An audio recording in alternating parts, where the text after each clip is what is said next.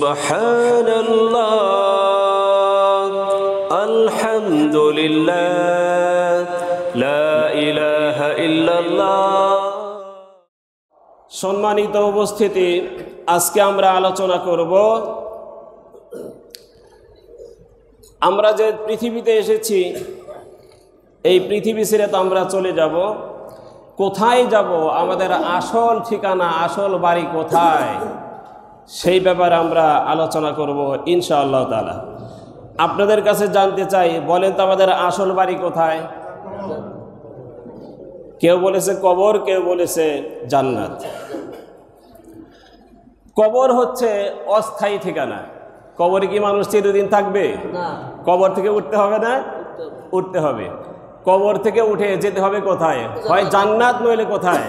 জাহান্নাম। তো last destination দুইটা, একটা জান্নাত আর একটা জাহান্নাম। কিন্তু আমাদের আসল আদি পিতা যেখানে ছিলেন জান্নাত, সেখানেই আমাদের আসল বাড়ি। আল্লাহু আকবার বলেন। সেখানেই আমরা যাব। এখন সেই জান্নাত কোথায় অবস্থিত, এটা আমাদের জানা দরকার আছে না নাই? এই ব্যাপারে ইনশাআল্লাহ আজকে আমরা আলোচনা করব। ওমা তৌফিকি ইল্লা বিল্লাহ, যদি আল্লাহ তাআলা কি দেন, তৌফিক এনায়েত করেন। সম্মানিত ভাইরা, যেই পৃথিবীতে আমরা বসবাস করছি, এই পৃথিবীটা কিভাবে এই পৃথিবী তৈরি হলো? বিজ্ঞান বলে যে পৃথিবী সূর্যের পাশ দিয়ে একটা জ্যোতিষ্ক, উজ্জ্বল জ্যোতিষ্ক এত বেগে যাচ্ছিল, সূর্যের একটা দুর্বল একটা খণ্ড সঙ্গে সঙ্গে নিচে পড়ে যায়। খুব জোরে একটা জ্যোতিষ্ক যাওয়ার কারণে সূর্যের একটা দুর্বল অংশ নিচে পড়ে ঘুরতে থাকে এবং সেখান থেকে এই পৃথিবী তৈরি হয়। জোরে বলে নাউজুবিল্লাহ। একটা অঘটন বিজ্ঞান প্রমাণ করে।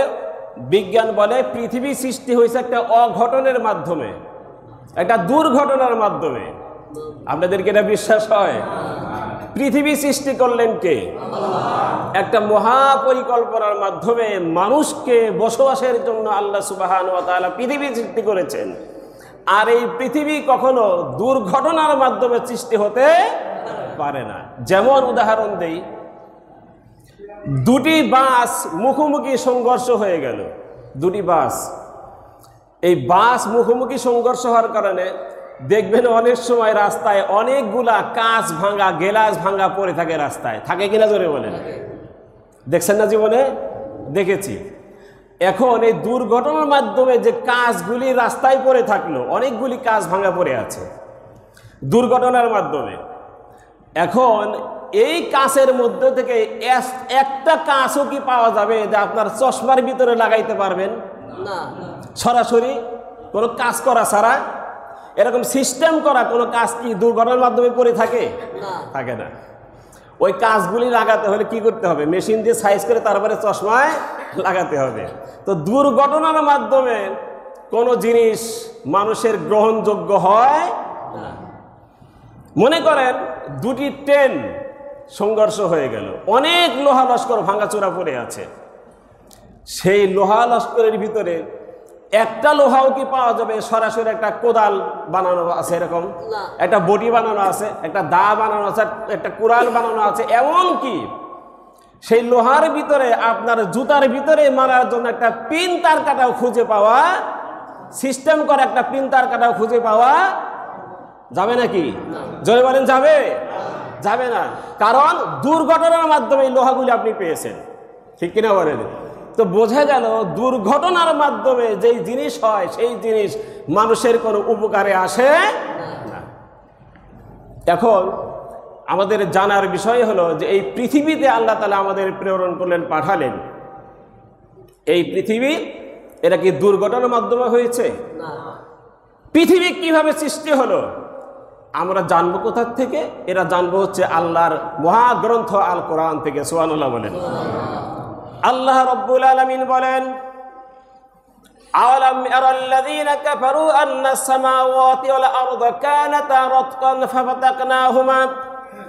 এই পৃথিবী সৃষ্টি করার আগে গ্রহ, নক্ষত্র, সূর্য মহাবিশ্ব এক জায়গায় একত্রিত ছিল।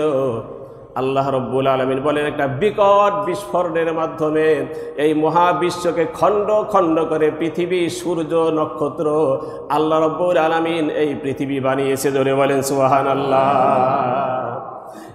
বিকট আওয়াজের মাধ্যমে, বিগ ব্যাং যাকে বলা হয়, বিকট একটা বিস্ফোরণের মাধ্যমে আল্লাহ সুবহানাহু ওয়া তাআলা এই পৃথিবী সৃষ্টি করেছেন। আর এই পৃথিবী সৃষ্টি করেছেন এটা অঘটনের মাধ্যমে নয়, আল্লাহ তাআলার মহাপরিকল্পনার, পূর্ব পরিকল্পনার মাধ্যমে সৃষ্টি করেছেন। আর এই মহাপরিকল্পনাকারীকে জোরে বলেন, জোরে বলেন কে? আল্লাহ তাআলার পরিকল্পনাই এই পৃথিবী সৃষ্টি হয়েছে।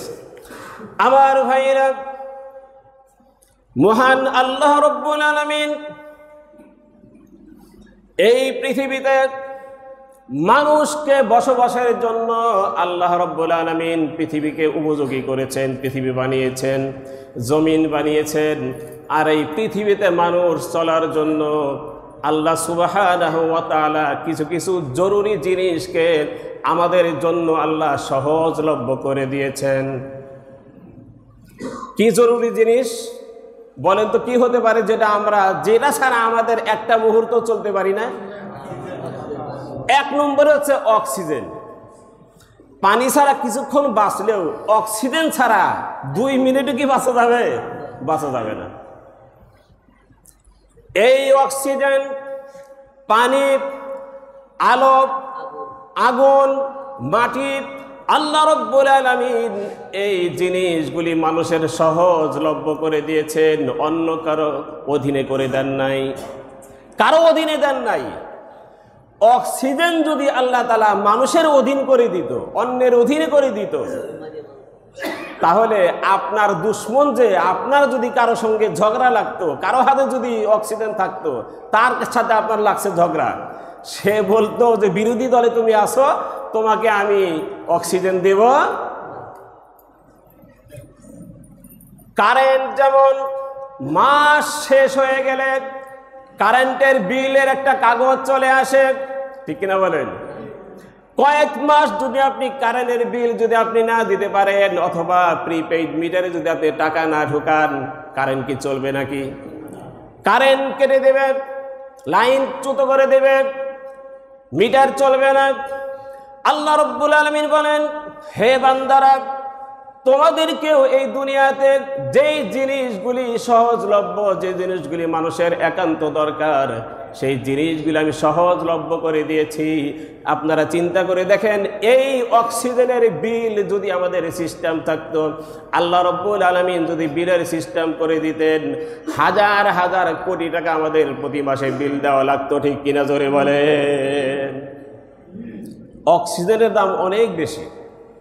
অক্সিজেনের দাম, বিজ্ঞান বলে একটা মানুষ তার 60 বছর 70 বছর জীবনে হাজার হাজার কোটি টাকার অক্সিজেন গ্রহণ করে। আল্লাহু আকবার বলে। আল্লাহ তাআলা সহজ করে দিয়েছে মানুষের জন্য, আল্লাহ তাআলা সহজ করে দিয়েছে। আমার ভাইরা, এই পৃথিবী বলতেছিলাম আমাদের আসল ঠিকানা জান্নাত কোথায় অবস্থিত? আমরা লক্ষ্য করে থাকি এই পৃথিবী থেকে আকাশের দিকে তাকালে একটা সূর্য আমরা লক্ষ্য করে থাকি। ভাতের প্লেটের মতো ছোট্ট একটি সূর্য দেখা যায়, ছোট্ট। আসলে কি ছোট নাকি? এই পৃথিবী থেকে কমপক্ষে বিজ্ঞান বলে 13 লক্ষ গুণ বড়। সুবহানাল্লাহ বলবেন না? 13 লক্ষ গুণ বড় হচ্ছে ওই আকাশের সূর্যটা, দেখা যাচ্ছে ছোট্ট একটা প্লেটের মতো। আর কতটুকু উপরে আছে? বিজ্ঞান প্রমাণ করে 9 কোটি 30 লক্ষ মাইল দূরে সূর্য হচ্ছে পৃথিবী থেকে অবস্থিত। 9 কোটি 30 লক্ষ মাইল দূরে হচ্ছে এই পৃথিবী থেকে সূর্য অবস্থিত। সন্ধ্যার সময় আমরা যখন রাত্রিবেলায় যখন আকাশের দিকে, আসমানের দিকে যখন তাকাই, ছোট্ট ছোট্ট জোনাকির আলোর মতো ছোট্ট ছোট্ট কি যেন আমরা লক্ষ্য করি, সেগুলোর নাম কি? নক্ষত্র, গ্রহ, নক্ষত্র, তারকাপুঞ্জ। আমার ভাইরা, সূর্য হলো 9 কোটি 30 লক্ষ মাইল দূরে। আর ওই আকাশের তারকাগুলো এত দূরে এত দূরে। আমার ভাইরা, তাফসির রুহুল বয়ানের মধ্যে আসছে, এই জমিন থেকে, পৃথিবী থেকে সবচাইতে নিকটবর্তী যেই তারকা, নিকটবর্তী যেই নক্ষত্র রয়েছে, সেই নক্ষত্রটা হলো এই পৃথিবী থেকে কমপক্ষে 25 লক্ষ কোটি মাইল দূরে। যেটা সর্বনিম্ন কাছে, যেটা আমাদের পৃথিবী থেকে 25 লক্ষ কোটি মাইল দূরে। আল্লাহু আকবার বলে। 25 লক্ষ না, 25 লক্ষ কোটি মাইল দূরে এই তারকা। এই রকম তারকা মহান আল্লাহ সুবহানাহু ওয়া তাআলা 2-400 তো বানাইছে নাকি? হাজার হাজার কোটি কোটি তারকা আসমানে, মহাশূন্যে সমানে ঘুরে বেড়াচ্ছে, কোটি কোটি তারকা। তো এটা হচ্ছে নিম্ন তারকা। জমিন থেকে, পৃথিবী থেকে সবচাইতে কাছের তারকা হচ্ছে 25 লক্ষ কোটি মাইল দূরে। এই তারকাপুঞ্জ, সূর্য, পৃথিবী সব কিছুই কিন্তু ঘূর্ণায়মান। এক সময় আমরা ছোটবেলায় শুনতাম সূর্য ঘোরে, বিজ্ঞান বলেছে সূর্য ঘোরে, পৃথিবী ঘোরে না। কিছুদিন পরে অন্য দল এসে বলল, আগের বিজ্ঞান যা বলেছে তা সত্য নয়, পৃথিবী ঘোরে কিন্তু সূর্য ঘোরে না। কিন্তু বর্তমানের কিছু বিজ্ঞানী তারা বলছে, আগের বিজ্ঞানীরা যা বলেছে সব মিথ্যে, সূর্য ঘোরে, পৃথিবী ঘোরে, সব কিছুই ঘোরে। সুবহানাল্লাহ বলেন। সব কিছুই ঘোরে। আবার কিছুদিন পরে অন্য বিজ্ঞানী এসে বলতেও পারে যে চাঁদ, সূর্য, নক্ষত্র, পৃথিবী কিছুই ঘোরে না। বলতে পারে কিনা বলেন? কারণ বিজ্ঞানের কথা কি হয় না, সঠিক হয় না। সঠিক হয় কোনটা? যেটা কে বলেছেন? যেটা আল্লাহ কোরআনে বলেছেন সেটাই সঠিক। লাশ-শামসু ইয়ানবাগি লাহা আন তুদরিকাল কমারা ওয়ালাল লাইলু সাবিকুন নাহার ওয়া কুল্লুন ফি ফালাকি ইয়াসবাহুন। আল্লাহু আকবার বলেন। আল্লাহ রাব্বুল আলামিন কোরআনুল কারীমে সূরা ইয়াসিনের মধ্যে বলেন, এই পৃথিবীতে যত গ্রহ নক্ষত্র আছে সব কিছুই ঘুরতেছে। সুবহানাল্লাহ, সব কিছুই ঘোরে। এখন আমরা বিজ্ঞানটা মানবো না আল্লাহটা মানবো? আল্লাহটা মানবো। সব কিছুই ঘুরতেছে। বলতেছিলাম, আমাদের এই জমিন থেকে আসমান পর্যন্ত কত মহাশূন্য, কত জায়গা, নক্ষত্রগুলি, এত বড় বড় নক্ষত্র মহান আল্লাহ রাব্বুল আলামিন এই মহাশূন্যে তৈরি করে রেখেছেন। এই সূর্যের চাইতে হাজার হাজার কোটি গুণ বড় এক একটা নক্ষত্র। এই নক্ষত্রগুলি ঘুরতে থাকে, ঘুরতে ঘুরতে ব্ল্যাক হোল নামে একটা নক্ষত্র রয়েছে, অন্ধকূপ, ব্ল্যাক হোল। এই ব্ল্যাক হোল এত বড়, সূর্যের মতো হাজার হাজার কোটি কোটি সূর্য যদি ব্ল্যাক হোলের সামনে দিয়ে যায়, ওই ব্ল্যাক হোল সব নক্ষত্রগুলোকে চকলেটের মতো চুষে গিলে ফেলে যায়। সুবহানাল্লাহ বলেন। চুষে খেয়ে ফেলে। এই ব্ল্যাক হোল এত বড়। এইরকম লক্ষ লক্ষ তারকাপুঞ্জ দিয়ে মহান আল্লাহ সুবহানাহু ওয়া তাআলা আসমান সাজিয়েছেন। বিজ্ঞান বলে আসমান বলে কোনো জিনিস নাই। নাউজুবিল্লাহ বলেন।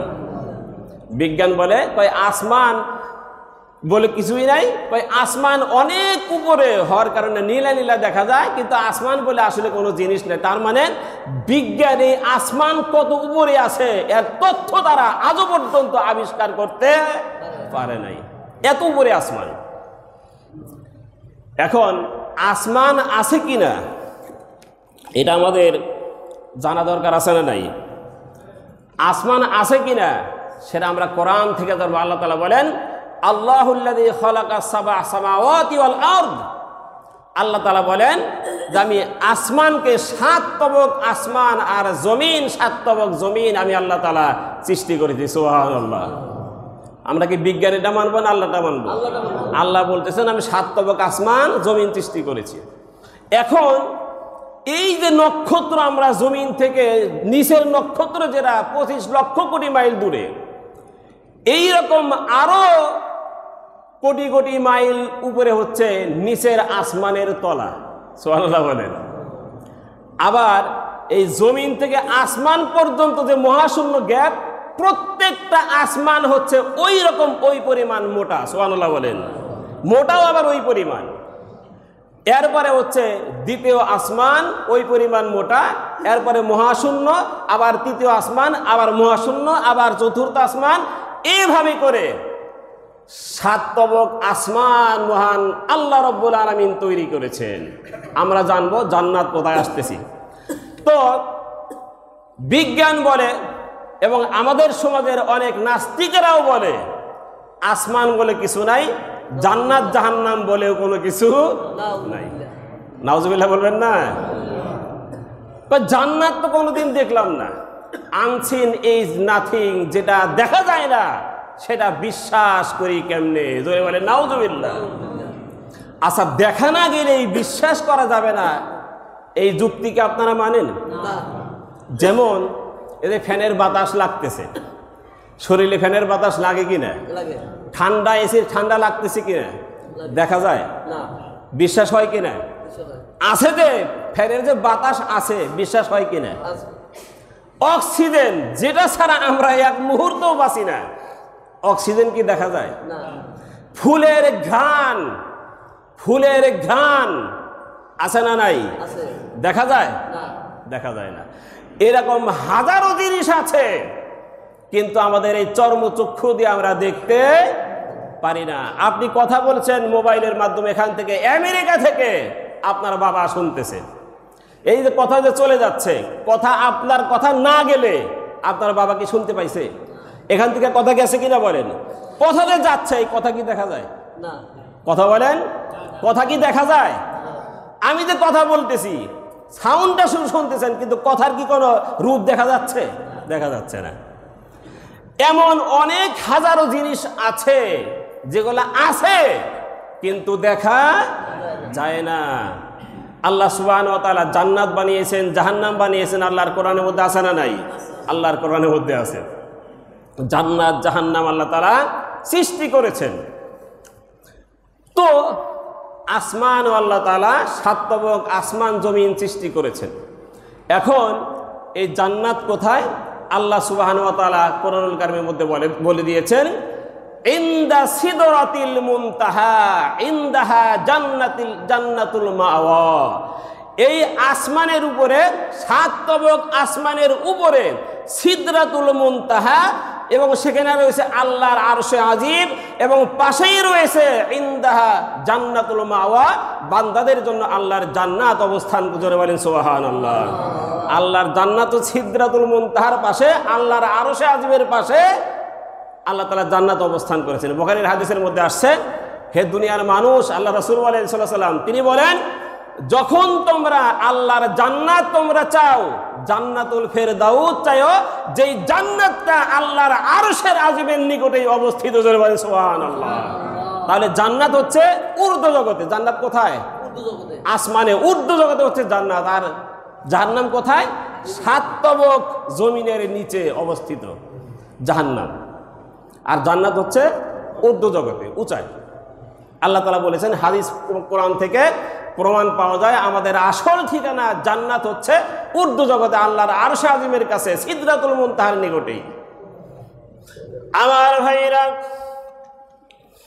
আল্লাহ রাব্বুল আলামিন তাই বলেন, কোন বান্দা যদি, আল্লাহ রাসূল সাল্লাল্লাহু আলাইহি সাল্লাম বলেন, আমার আল্লাহর সৃষ্টি নৈপুণ্য সম্পর্কে কোন বান্দা যদি 1 ঘন্টা গবেষণা করে, চিন্তা করে, আল্লাহর সৃষ্টি জগৎ নিয়ে আল্লাহর কোন বান্দা যদি 1 ঘন্টা যদি গবেষণা করে, চিন্তা করে, আল্লাহ রাসূল বলেন ওই ব্যক্তির আমলনামায় 60 বছরের নফল ইবাদতের সওয়াব তার আমলনামার মধ্যে আল্লাহ রাব্বুল আলামিন লিখে দেবে।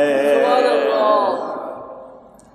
এই যে আল্লাহর সৃষ্টি নিয়ে আমরা আলোচনা করলাম, আপনারা শুনলেন, আপনারা নিজে নিজেও যদি আল্লাহর সৃষ্টি নিয়ে যদি আলোচনা করেন, গবেষণা করেন, 1 ঘন্টা গবেষণা করলে 60 বছরের নফল ইবাদতের সওয়াব মহান আল্লাহ রাব্বুল আলামিন বান্দার আমলনামার মধ্যে লিখে দিবেন। সুবহানাল্লাহ। আল্লাহ তাআলা কোরআনুল কারীমের মধ্যে বলেন, হাদিসের মধ্যে বলেন, রাসূল বলেন যে আল্লাহর সৃষ্টি নিয়ে তাফাক্কারু ফি খালকিল্লাহ, এটা খুতবার কিতাবের ভিতরে আসছে, তাফাক্কারু ফি খালকিল্লাহ, তোমরা গবেষণা করো আল্লাহর সৃষ্টি নিয়ে, ওয়ালা তাতাফাক্কারু ফিল্লাহ, কিন্তু আল্লাহকে নিয়ে তোমরা কোনো গবেষণা করিও না। আল্লাহকে নিয়ে গবেষণা করলে আমাদের এই অসীম মানে সসীম জ্ঞান, আল্লাহকে নিয়ে গবেষণা করলে আমাদের ব্রেনে কুলাবে? জোরে বলে সম্ভব? আমাদের সসীম জ্ঞান নিয়ে অসীম আল্লাহকে নিয়ে গবেষণা করা আমাদের সসীম জ্ঞান নিয়ে সম্ভব নয়, আমরা কুলাইতে পারবো না। আল্লাহ সুবহানাহু ওয়া তাআলা তিনি সব কিছু, সূর্য, পৃথিবী, আকাশ বাতাস, পাহাড় পর্বত, নদ নদী, কত কিছু মহান আল্লাহ সুবহানাহু ওয়া তাআলা সৃষ্টি করেছেন আসমানে। গ্রহ নক্ষত্র, বুধ, বৃহস্পতি, শুক্র, নেপচুন, প্লুটো, ছায়াপথ, সৌরজগৎ, উল্কা, milky way, galaxy, quasar, pulsar, supernova, neutron star, black hole, cluster, super cluster, giant star, nebula, গ্রহাণু, উপগ্রহ, তারপরে বিপফিল, অপিকর, ক্লাউড, কমেট, অ্যাস্টেরয়েড, এরপরে quasar, pulsar, supernova, neutron star, এরকম হাজারো নক্ষত্র দিয়ে মহান আল্লাহ সুবহানাহু ওয়া তাআলা এই মহাশূন্য ভরে দিয়েছেন। জোরে বলে সুবহানাল্লাহ। আমার ভাইরা, এই জন্য আল্লাহ হচ্ছে অসীম জ্ঞানের অধিকারী। আল্লাহর জ্ঞানের কোনো সীমারেখা নাই, আল্লাহর কুদরতের কোনো সীমারেখা নাই। আল্লাহ তাই বলেন, অফি আনফুসিকুম আফালা তুবসিরুন, হে বান্দা তুমি তোমার নিজের দিকে তাকাও। ফালে ইয়ানজুরিল ইনসানু মিম্মা খুলিক, তোমার নিজের দিকে তাকাও, তুমি তোমার মহান আল্লাহকে, আল্লাহ সম্পর্কে তুমি জানতে পারবে। সুবহানাল্লাহ। তোমার নিজের দিকে তাকাও। আমাদের নিজের দিকে তাকাতে বললেন কেন? আল্লাহ রাব্বুল আলামিন আমাদের এই শরীরকে, আমাদের এই শরীরের ভিতরে এমন কিছু জিনিস আল্লাহ রাব্বুল আলামিন তৈরি করে দিয়েছেন। যেমন একটা প্রত্যঙ্গ হলো আল্লাহ তাআলা জিহ্বা আমাদেরকে দান করে দিয়েছেন, জিহ্বা। পৃথিবীতে এমন কোনো মেশিন তৈরি হয় নাই যেই মেশিনের ভিতরে সব ধরনের স্বাদ এক মুহূর্তের ভিতরে লক্ষ্য করা যায়, বোঝা যায়, এরকম কোনো মেশিন নাই। কিন্তু আপনার আমার মুখের মধ্যে ছোট্ট একটা নরম জিহ্বা আল্লাহ রাব্বুল আলামিন তৈরি করে দিলেন, যেই জিহ্বা দিয়ে এক ধরনের নয় হাজার ধরনের খাবার একটা জিহ্বা দিয়ে আল্লাহ রাব্বুল আলামিন নেওয়ার তৌফিক দান করে দিয়েছে। ঠিক কিনা জোরে বলেন? দেখেন এই জিহ্বা আল্লাহ সুবহানাহু ওয়া তাআলা বলেন, অকুলু লিন্নাসি হুসনা, তোমরা এই জিহ্বা দিয়ে নরম নরম ভাষায় সুন্দরভাবে মানুষের সঙ্গে কথাবার্তা বলো, নরম ভাষায়। দুনিয়াতে আল্লাহ তাআলা আমাদের এই বডির ভিতরে যত অঙ্গ প্রত্যঙ্গ দান করেছেন সবচাইতে নরম সফট হলো এই জিহ্বা। ঠিক কিনা বলেন? কিন্তু এই জিহ্বার দ্বারায়, নরম জিহ্বার দ্বারায় এত শক্ত কথা বলা যায়, কুরআনের চাইতেও শক্ত জিনিস, শক্ত কাজ করা যায় জিহ্বার দ্বারায়। ঠিক কিনা বলেন? কুড়াল দিয়ে আঘাত করলে সেই আঘাতের দাগ সেরে যেতে পারে, কিন্তু জিহ্বা দিয়ে একটা খারাপ কথা বললে, দাগ কাটা একটা কথা বললে তার মৃত্যু পর্যন্ত মনে থাকে। ঠিক কিনা বলেন? এই জিহ্বা এত খারাপ জিনিস। জিহ্বা যেমন ভালো তেমন কি খারাপ। আল্লাহ রাব্বুল আলামিন তাই বলেন, অকুলু লিন্নাসি হুসনা, নরম জিহ্বা তোমাদেরকে আমি আল্লাহ রাব্বুল আলামিন দান করে দিয়েছি। এই জিহ্বা দিয়ে মানুষের সঙ্গে নরম নরম ভাষায় কথা বলো। আর তোমার বাবা মার সঙ্গে এই জিহ্বা দিকে খারাপ আচরণ করো না, কারণ বাবা মা হচ্ছে তোমার জন্য রহমত স্বরূপ। তোমার বাবা মা যেইভাবে তোমাকে ছোট্টবেলায় আদর করে বড় করে মানুষ করে লালন পালন করেছে, তোমার বাবা মার জন্য তুমি দোয়া করো, রব্বির হামহুমা কামা রব্বায়ানি সগীরা।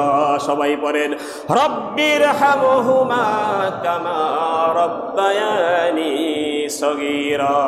আয় আল্লাহ রব্বুল আলামিন, আমার মা বাপ যেমন ছোট্টবেলায় আমাকে রহমতের কোলে লালন পালন করেছে, আয় আল্লাহ আমার বাবা মাকে তোমার রহমতের কোলে তুমি লালন পালন করো। সুবহানাল্লাহ। বাবা মার জন্য সর্বসময় দোয়া করতে রাজি আছেন তো ইনশাআল্লাহ? এই জিহ্বা দিয়ে মানুষকে কখনো খারাপ আচরণ করবেন না, খারাপ কথা বলবেন না। জিহ্বা খুব খারাপ জিনিস। আমার আপনার সারা জীবনের সমস্ত আমল ধ্বংস হয়ে যেতে পারে এই জিহ্বার কারণে। আমল করে লাভ কি বলেন? নামাজ পড়ে লাভ কি যদি আচরণ যদি ভালো করতে না পারি, আচরণ যদি ভালো না হয়?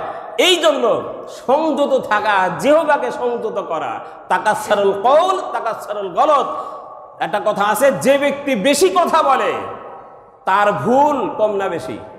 বেশি ভুল। কথা কম বলার চেষ্টা করা, এটা করতে হবে। কথা বেশি বলা যাবে না, তাহলে ভুল বেশি হয়ে যাবে। আমার ভাইরা, আরো একটি কথা আপনাদেরকে বলে দিচ্ছি, ফজর নামাজের পরে, ফজর নামাজের পড়ার সঙ্গে সঙ্গে কখনোই ঘুমাবেন না। অথবা নামাজ যদি নাও পড়েন, নামাজ তো পড়তেই হবে, যদি নামাজ না পড়ে ওই ফজরের টাইমে কখনো ঘুমাবেন না। ফজরের নামাজ পড়ে বা ফজরের টাইমে ঘুম পাড়া নিষেধ, ঘুম পাড়া ঠিক না, উচিত নয়। কারণ হলো আল্লাহ রাসূল সাল্লাল্লাহু আলাইহি ওয়াসাল্লাম বলেন, আল্লাহ রাসূল বলেন, আল্লাহুম্মা বারিক লি উম্মতি ফি বুকুরিহা। আল্লাহ রাসূল সাল্লাল্লাহু আলাইহি ওয়াসাল্লাম বলেন, ফজরের টাইমে মহান আল্লাহ রাব্বুল আলামিন বান্দাদের জন্য রহমতের বাতাস বহায়া দেন।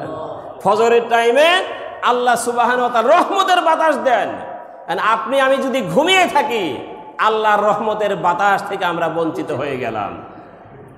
আর গবেষকরা তারা বলেন, ফজরের টাইমে ঘুমালে দারিদ্রতা তাকে হাতছানি দিয়ে ডাকতে থাকে, অলসতা দারিদ্রতা ডেকে আনে। ফজরের টাইমে কোনোদিন ঘুমাবেন না। নামাজ পড়ে আপনি একটু কোরআন তেলাওয়াত করেন, একটু হাঁটাহাঁটি করেন বা রাস্তায় একটু হাঁটেন, কিন্তু কখনোই ঘুমানো উচিত নয়। হ্যাঁ, বিশেষ কারণে আপনি রাত্রে কোনো কারণে ঘুমাইতেই পারেন নাই, প্রচণ্ড চোখে ঘুম, সেটা ভিন্ন কথা, বিভিন্ন কারণে সেটা কারণবশত হতে পারে। কিন্তু প্রতিনিয়ত অভ্যস্তভাবে ফজরের পরে কোনো মানুষকে ঘুমানো উচিত না। ফজরের বাতাসটা অত্যন্ত কার্যকরী মানুষের জন্য, মানুষের দেহের জন্য কার্যকরী। কখনোই ঘুমাবো না আমরা ইনশাল্লাহ, মনে থাকবে ইনশাল্লাহ। দ্বিতীয় কথা হলো, দাঁড়িয়ে কখনোই পেশাব করা যাবে না। দাঁড়িয়ে পেশাব করলে আপনার শরীরের জন্য ক্যান্সারের কারণ হতে পারে। নাউজুবিল্লাহ বলেন। যারা নিয়মিত অভ্যস্ত করে দাঁড়িয়ে পেশাব করে, এরা অবশ্যই উচিত নয়, ক্যান্সার হতে পারে। চিকিৎসা বিজ্ঞানী বলেন, তারা গবেষণা করে দেখেছেন, দাঁড়িয়ে পেশাব করলে, পেশাব করার পরে পাকস্থলীর মধ্যে এক জায়গায় কিছুটা পেশাব সবসময় থেকেই যায়। থাকতে থাকতে ইনফেকশন হয়ে সেই জায়গা থেকে ক্যান্সারের উৎপত্তি হতে পারে। এই জন্য চিকিৎসা বিজ্ঞানী তারা বলে দিয়েছেন, খবরদার দাঁড়িয়ে তোমরা পেশাব করো না। সুবহানাল্লাহ বলেন। দাঁড়িয়ে পেশাব করা যাবে না। আমেরিকার মুখে যখন এই কথা ডাক্তাররা বলল, দাঁড়িয়ে পেশাব করলে ক্যান্সার হতে পারে, যারা দাঁড়িয়ে পেশাব করার অভ্যাস ছিল শতকরা 90% যুবক, তারা দাঁড়িয়ে পেশাব করা বাদ দিল। বসে পেশাব করা কি সুন্নাহ? বসে পেশাব করা কি সুন্নাহ? তো আমেরিকায় যে তারা দাঁড়িয়ে পেশাব করা বাদ দিল, সুন্নতের কারণে না ক্যান্সারের ডরে? ক্যান্সারের ডরে, সুন্নতের কারণে না। কিন্তু ইসলাম শিখায়, আল্লাহ রাসূল শিক্ষা দিয়েছেন, দাঁড়িয়ে পেশাব করা যাবে না। কারণবশত যদি বিশেষ কোনো কারণ থাকে, দাঁড়িয়ে আপনি পেশাব করতে পারেন। এমন জায়গায় গেছেন, এমন হোটেল, এখন তো অনেক হোটেল আছে বসে পেশাব করার কোনো সিস্টেম। এয়ারপোর্টে বিভিন্ন জায়গায় দেখবেন বসে পেশাব করার সিস্টেমই নেই, আপনি দাঁড়িয়ে পেশাব করতে হবে। এখন যদি বলেন যে না দাঁড়িয়ে পেশাব আমি করবো না, আপনি পেট ফুলে মরবেন। পেট ফুলে মরবেন না, পেশাব দাঁড়িয়ে করতে হবে। তখন তখন কি করতে হবে? দাঁড়িয়েই পেশাব করতে, কোনো সিস্টেম নাই সেখানে, সেটা ভিন্ন কথা। কিন্তু প্রতিনিয়ত অভ্যস্তগতভাবে কখনোই দাঁড়িয়ে পেশাব করা যাবে না। আল্লাহ সুবহানাহু ওয়া তাআলা আমাদের প্রত্যেককে তৌফিক এনায়েত করুন, যাতে করে আমাদের এই অভ্যাসগুলি সুন্দর হয়। আমরা কখনোই এই কাজগুলি করব না, যেটা সুন্নাহ বিরোধী কাজ, এগুলো আমরা কখনোই করার চেষ্টা করব না। রাসূল কারীম সাল্লাল্লাহু আলাইহি ওয়াসাল্লাম বলেন, মাসাজিদুহুম আমিরাতুন ওয়া হিয়া খারাবুম মিনাল হুদা। শেষ জামানায় মসজিদগুলি সুন্দর হয়ে যাবে, মসজিদগুলি টাইলস হবে, সুন্দর হবে, পাকা পাকা বিল্ডিং হবে, এত সুন্দর মসজিদ হবে, মানুষ মসজিদ নিয়ে অন্য মানুষের কাছে গর্ব করবে, আমাদের মসজিদ এত সুন্দর। এরকম করে কিনা বলেন? দেখবেন আমাদের কাছে এসে অনেক লোকেরা বলে, হুজুর আমাদের গ্রামে এত সুন্দর মসজিদ আমরা করেছি এত কোটি টাকা দিয়ে, খুব সুন্দর মসজিদ। আমরাও বিভিন্ন সময় গল্প করে থাকি। রাসূল বলেন, শেষ জামানায় মাসাজিদুহুম আমিরাতুন ওয়া হিয়া খারাবুম মিনাল হুদা। আল্লাহ রাসূল সাল্লাল্লাহু আলাইহি সাল্লাম বলেন, শেষ জামানায় মসজিদগুলি সুন্দর হবে, মুসল্লিও অনেক হবে, কিন্তু একজন মুসল্লিও তাকওয়াওয়ালা ইমানদার ব্যক্তি একজনও খুঁজে পাওয়া যাবে না। নাউজুবিল্লাহ বলবেন না? একজন মুসল্লি হেদায়েতওয়ালা একজন মানুষও সেখানে খুঁজে পাওয়া যাবে না। আল্লাহ জানে সেই সময় কখন আসবে। আমরা আল্লাহর কাছে পানা চাই এরকম অবস্থা থেকে।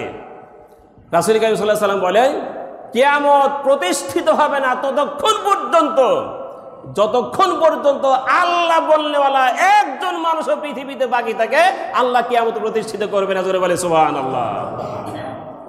এই হাদিসের দ্বারাই বোঝা যায় কিয়ামত কি কালকে হবে নাকি? অনেক দূরে, অনেক দূরে, ঠিক কিনা বলেন? এই হাদিসের দ্বারাই বোঝা যায়, কারণ আল্লাহ বলনেওয়ালা, আল্লাহকে ডাকনেওয়ালা, তাহাজ্জুদ গুজারনেওয়ালা এখনো কোটি কোটি মানুষ পৃথিবীতে আছে না নাই? জোরে বলে আছে। কিয়ামত অতি তাড়াতাড়ি আসবে, 2-4 দিনের ভিতরে, এরকম নয়। আল্লাহই ভালো জানে সেটা। হাদিসের দ্বারা বোঝা যায় এখনো অনেক দূরে। যাই হোক, কিয়ামত কবে হবে সেটা আমাদের দেখার বিষয় না। একজন সাহাবী রাসূলকে বললেন, ইয়া রাসূলুল্লাহ, ইয়া হাবিবাল্লাহ, কিয়ামত কখন প্রতিষ্ঠিত হবে আপনি বলে দেন। এখন আপনাদের কাছে আমি বলি, কিয়ামত কখন হবে এটা কে ভালো জানে? নাকি রাসূল জানতেন? কোন দিন কিয়ামত হবে কে ভালো জানে?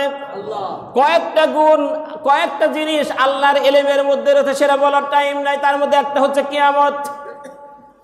রাসূল করিম সাল্লাল্লাহু আলাইহি সাল্লাম ওই সাহাবীকে বললেন, হে সাহাবী, কিয়ামত কখন হবে এটা তুমি জানতে চেয়েছো, ভালো জিনিস, কিন্তু কিয়ামতের জন্য কি প্রস্তুতি তুমি নিয়েছো সেটা আগে বলো।